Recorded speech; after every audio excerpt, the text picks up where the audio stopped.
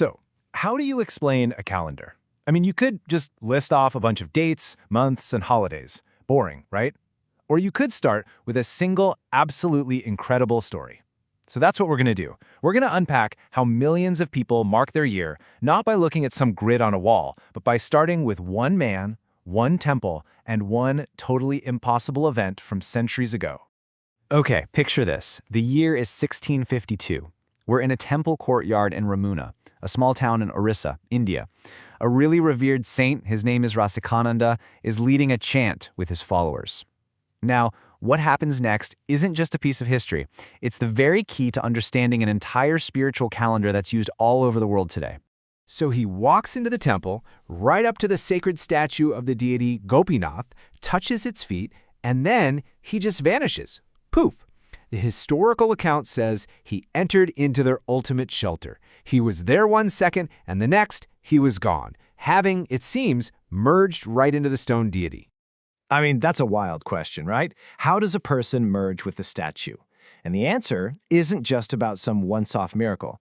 The answer is actually woven into the very structure of the calendar itself, which is designed to take moments exactly like this from being old stories into living, breathing, spiritual practices.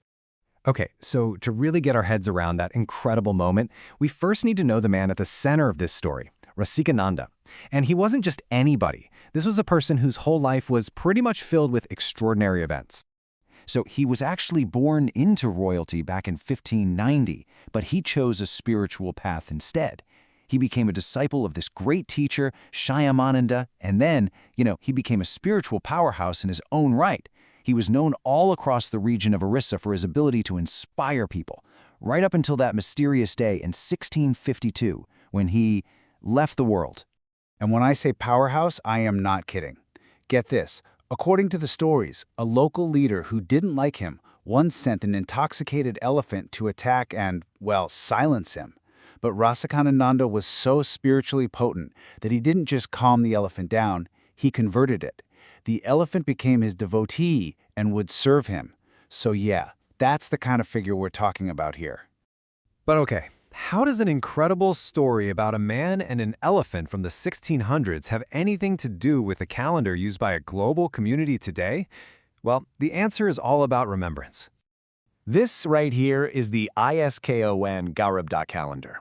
It's a lunar-based system, and it does way more than just track time. It's more like a roadmap for spiritual life. It tells devotees when to celebrate, when to fast, and, crucially, when to remember the lives of key spiritual figures. In this tradition, these revered teachers are called acharyas. And here's where it all clicks. Rasikananda's miraculous disappearance isn't just a story told in a book. It becomes a major event marked on the calendar. So, on February 18, 2026, devotees will honor his passing. And in the very town where it all happened, there's a 12-day festival every single year to commemorate it. You see? History becomes ritual.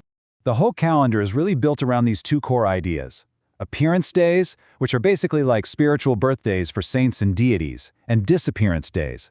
And you have to notice the language there. It's not a death day. It's seen as the moment a great soul finishes their work here on earth and returns to a higher spiritual reality, just like Rasikananda was said to have done. So Rasikananda's story is kind of like our key, right? And now we can use it to unlock the bigger picture.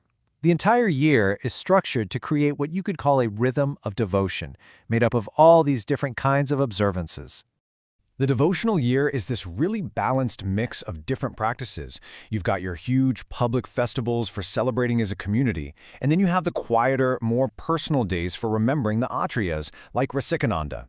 And all of that is layered with regular, bi-monthly fasts for personal purification, and even these longer periods of seasonal vows for really intense spiritual focus. Every piece has its part to play.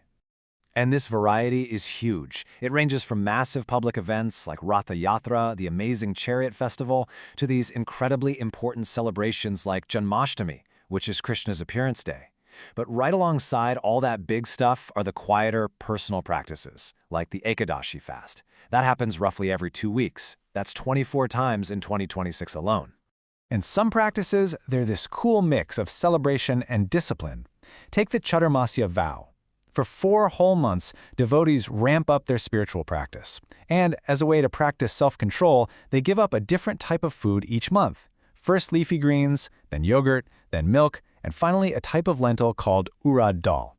It's like a structured annual marathon of devotion. So what's the big takeaway from all of this? I mean, beyond all the dates and the vows, what is this calendar's real function? Why does it matter? Well, ultimately, it really comes down to focus. See this number here, 4? It represents the 4 months of that Chaturmasya vow we just talked about. That's a full third of the year dedicated to heightened practice.